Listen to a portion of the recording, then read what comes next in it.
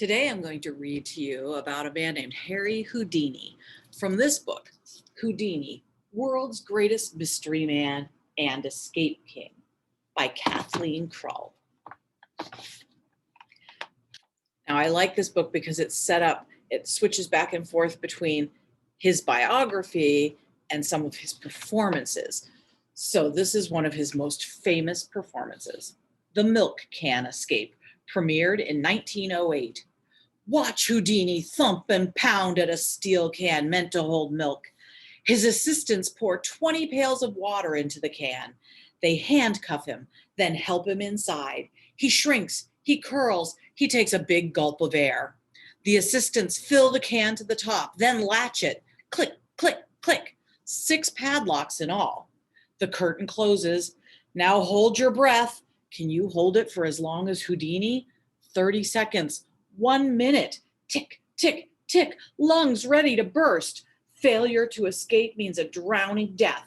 An assistant stands by with an axe just in case. Just over 2 minutes.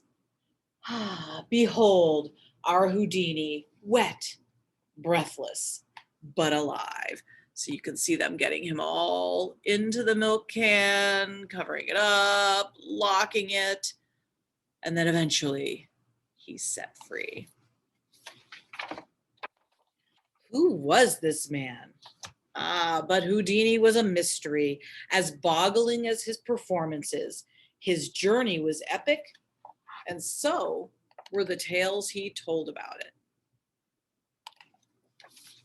He was born Erich Weiss in Budapest, Hungary in 1874, we think. But all his life he claimed Appleton, Wisconsin as his hometown. Appleton, with its university, Lawrence College, was on the map for speakers and entertainers, traveling magicians, the circus. It also had a river, the Fox, where Erich swam and got strong. His father, a scholarly Jewish rabbi, was unsuccessful at earning money. His wife and 7 children were always hungry and on the edge of homelessness. Houdini later wrote, "The less said on the subject, the better." And there's Houdini as a young child, swimming in the Fox River, and his father, the rabbi. Erich grew up in a time when poor children worked instead of going to school. By age 8, he was shining shoes, selling newspapers, running errands, and trying to think up things he could do that others couldn't. He perfected a trapeze act and performed in his backyard as Prince of the Air. He charged money, of course, but the gasps and applause from the audience were worth almost more than the money. So you're going to see the cost of things going up in this book. Right now, he's getting 1 penny for a performance. At the age of 12, Erich ran away from home to lessen the burden on his family. When they moved to New York in search of work, he caught up with them and went to work in a factory that made neckties.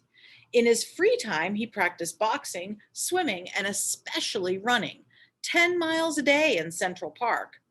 A photo of him at 17 shows him proudly adorned with track medals. Although some were real, others were fake. Already he was eager for glory, even if he hadn't quite fully earned it. Houdini's journey to fame really started with a book. Always a big reader, he haunted used bookstores.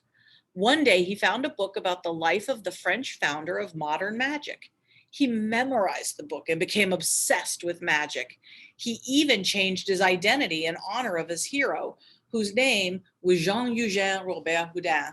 So he took the Houdin part, which you can see written down here, and just added an I and became Houdini. The new Houdini traveled forth, putting on 12 shows a day, juggling and performing card tricks and magic routines he learned from books. The shows lacked a certain something, but by age 19, he was able to send precious money home to his beloved mother. And he got married to Bess Ronner, who was part of a traveling song and dance act. She was the love of his life, and her tiny size, less than 5 feet tall, made her a perfect partner in his first masterpiece, called The Metamorphosis. The Metamorphosis premiered in 1894. A curtain opens. Behold Houdini bound with ropes, placed inside a bag and locked inside a trunk. He rocks the trunk, shouting, "Let me out!" Behold Mrs. Houdini standing in front of the open curtain. She claps her hands 3 times, closes the curtain, then vanishes. The curtain is reopened by a smiling Houdini. He unlocks the trunk. Inside, in the same bag and ropes, is little Mrs. Houdini. The trick may sound ordinary, but the important part is the switch took exactly 3 seconds. Bess's size meant she could move extra quickly. Audiences were sometimes too stunned to applaud.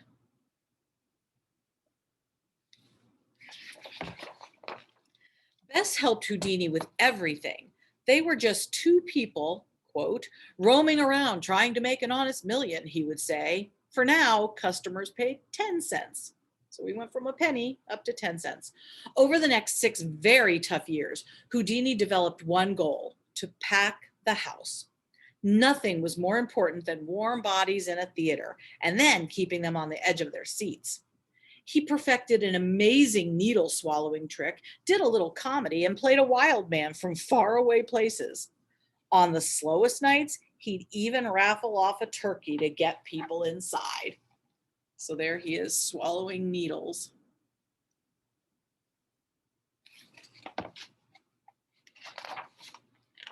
Dramatic escapes brought people into theaters, and Houdini had figured out how to escape from just about every lock ever made. He learned to make his first stop at any town the police station. With reporters present, he'd have the police lock him up in their best handcuffs, or even in a jail cell. He would slither free in minutes, and no one knew how. The publicity from the dazzled reporters would guarantee an audience that night. Houdini's new act billed him as the man who could escape from anything, and soon he was earning $400 a week, more than most families could earn in a year. And with any extra money, he bought more books on magic. Oops. Houdini was a small man, about 5 feet 5 inches tall, but unbelievably strong from acrobatics, biking, running, swimming, and playing baseball. When teaching himself something new, he would practice 6, 7, or 8 hours a day. And in squirming out of straitjackets and all sorts of tight spots, Houdini decided that his worst enemy wasn't the physical danger, but panic. So he practiced the hardest at conquering all of his fears. By this point, he was becoming famous for his thrilling performances. And then he started jumping off of bridges. The Underwater Handcuff release premiered in 1907. All eyes are on Houdini as his hands are cuffed behind his back. Thousands of pairs of eyes, as many as 10,000 people. He crouches, then flies in the air to the icy river below. Goodbye, he yells on the way down. Splash, he goes under. A minute passes, utter silence. Houdini pops up, his hands free, waving in triumph. The crowd roars, absolutely hysterical. There was no way to charge money for a bridge jump, of course, but the publicity never failed to sell out that night's show. So there he is, dropping into the river. Now that he was making thousands of dollars a week, Houdini bought his dream house at 278 West 113th Street in New York City. It was filled with chandeliers and tapestries, souvenirs and gifts. In the basement, he built a gym and a magic workshop. He installed a huge sunken bathtub in which he practiced such escape tricks as the milk can. He trained himself to hold his breath underwater for minutes at a time. Into the tub, he slid blocks of ice and noted in his diary, on Monday, he could tolerate 52 degrees, Tuesday down to 48, then 36. Now, most important, he had a home for all of his books. Floor-to-ceiling bookshelves lined the walls. I actually live in a library, he boasted. It was the largest library of magic in America, and eventually Houdini hired a librarian to work for him full time. Can you imagine having so many books that you had a librarian work for you full time?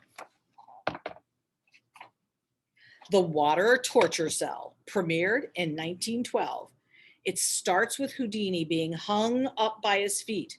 Now watch his assistants slowly lower him into a cell filled with water. His bare feet stick out. They lock him inside and close the curtain. Underwater and upside down he hangs.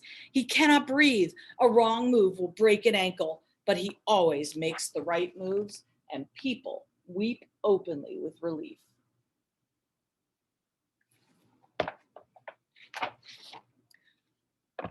Long after he was established, Houdini was still fierce about his craft.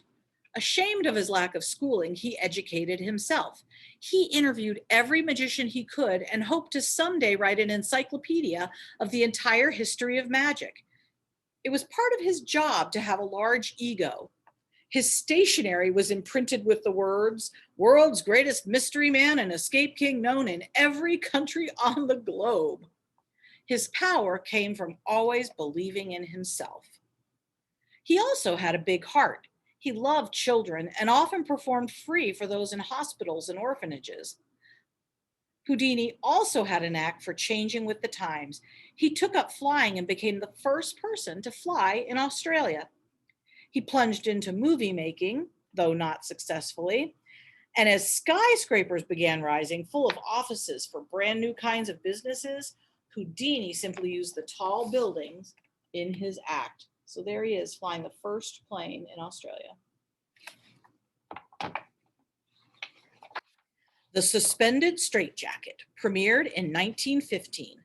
Observe Houdini dangling many stories above the city street. He hangs by his ankles, swaying in the wind. He's painfully laced up in a straitjacket of leather and canvas, hovering over crowds, estimated to be as large as 100,000. Their mouths are open. He works his body like a corkscrew. Faster, faster. Will he fracture his ankles, break his neck? A vast sea of faces look up, worried. He frees one arm, then the other. At last, he holds up the jacket, then drops it to the fans below. His grin is upside down, but so wide that every person can see it. Houdini finally was Prince of the Air, just as he predicted as a child. He performed this escape in every town he visited over the next 10 years. It was the greatest triumph of a triumphant life. The end.